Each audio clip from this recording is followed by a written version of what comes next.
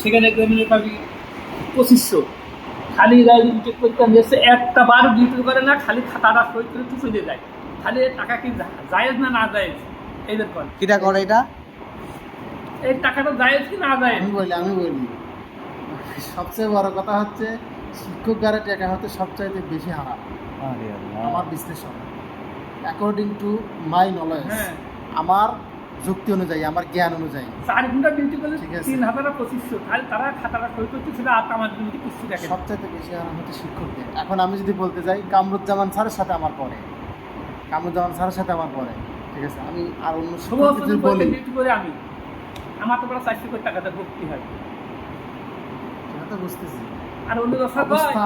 শোনেন, অন্য সালনটা কিন্তু কিন্তু আপনারা কিন্তু ফাঁকি দিতে পারবেন না। না, অন্য সাল কিন্তু থাকি দিনে হালাল করে টাকা নিতে এই কথা কয়, কারণ স্যার আপনার টাকাটা যদি হালাল হয়, বুঝছেন? হ্যাঁ হ্যাঁ, মানে আপনার টাকাটা হালাল হয়, তাহলে শুনতে কেন কথা বললাম স্যার, পরীক্ষা হলে 4 ঘন্টা ডিউটি, কোনো স্যার কি 10 মিনিট কি 1 ঘন্টা ডিউটি করে, এই টাকাটা 3000 নিয়ে এই টাকাটা হালাল, এমন জীবনেও বেরোতে পারবেন না, আপনার একটা শিক্ষক পাবেন।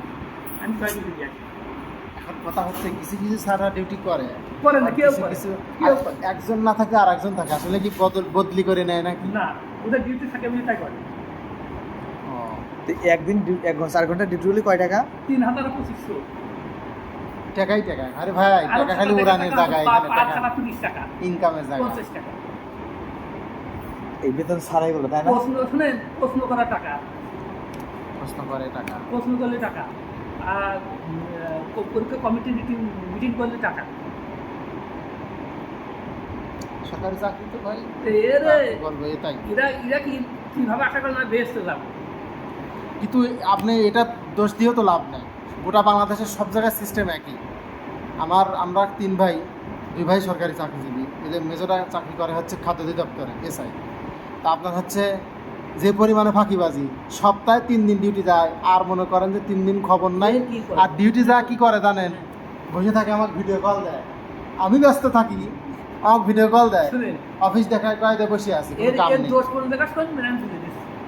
এর দোষ এরা যখন মাদ্রাসায় পড়ে, তখন মাদ্রাসার প্রিন্সিপালই এর ফাঁকিবাজি শিখিয়ে দিয়েছে।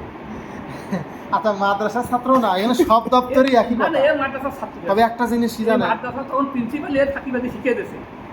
তোরা আমার কাছে ঘুরবি, আমার কাম কাজ করে দিয়ে নাম্বার তো দিয়ে দেবো। আপনারা কি আপনাদের গ্রেড কত? কি? আপনাদের কর্মচারী হিসেবে গ্রেড নাকি? হ্যাঁ, আপনাদের গ্রেড কেমন? এই উস্তাদ পাও, তাও কত? 15? আপনারা এখন কত গ্রেডে বেতন পান? এই কত গেলে উস্তাদ? 10 10। না, লাইব্রেরিয়ানের গ্রেড তো অনেক। আমার 10। আপনার 10টা তো সেকেন্ড ক্লাস অফিসারের গ্রেড, খারাপ কি?